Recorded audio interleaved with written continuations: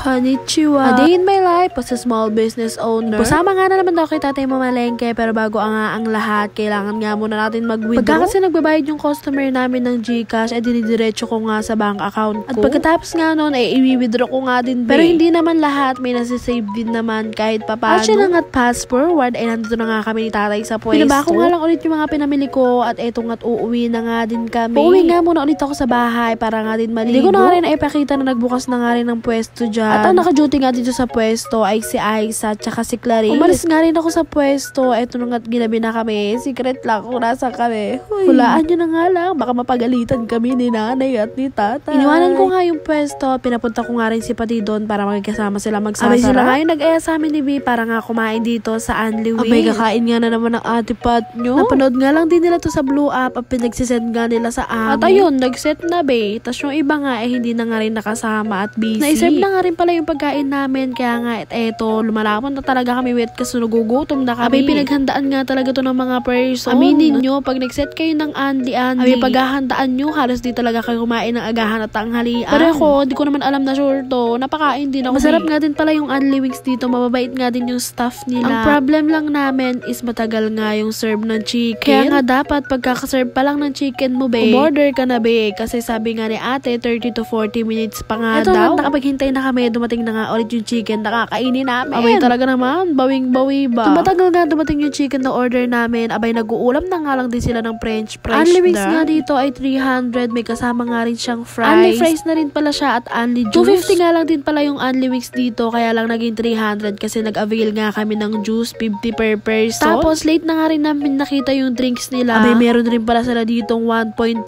na 120 na. Abay sabi ko nga sa kanila, sayang nga na sana nag 1.5 na nga lang 120 nga lang yun. At yung juice namin, 7 kami, 350. Dito nga mga be, ay unti-unti na ngang nabubusog ang mga person. At patuloy pa rin lumalaban para nga daw sulit. Ang nagustuhan ko nga flavor dyan ay cheese, garlic parmesan, tsaka salted egg. Ikaw ba be, anong flavor ang gusto mo pag kumakain ka sa Anli Wings? Dumating na nga rin yung third batch namin dyan at feeling ko nga ayan na yung last. Ayan nga yung cheese flavor, be, ang sarap niyan. At eto naman yung barbecue flavor. Ako nga rin nag-request ng flavor na yan. Kaya nga yan, ang dami pa. Hindi ko talaga alam kung paano namin to kakainin. Comment down below nga mga be kung saan nyo gustong susunod kaming kakain. At kung gusto nyong sumama pag kumain na naman kami, huy, kain na lang ng kain.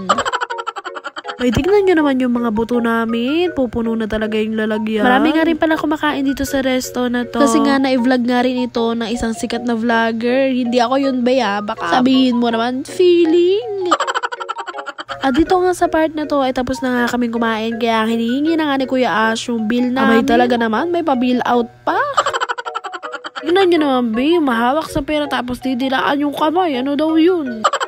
Dito nga ako ay mga busog na kami at pauwi na nga rin kami. At ayun na nga mga be, safe kami nakauwi. Thank you Lord. At hanggang dito na nga lang po ulit. Ingat po kayo palagi.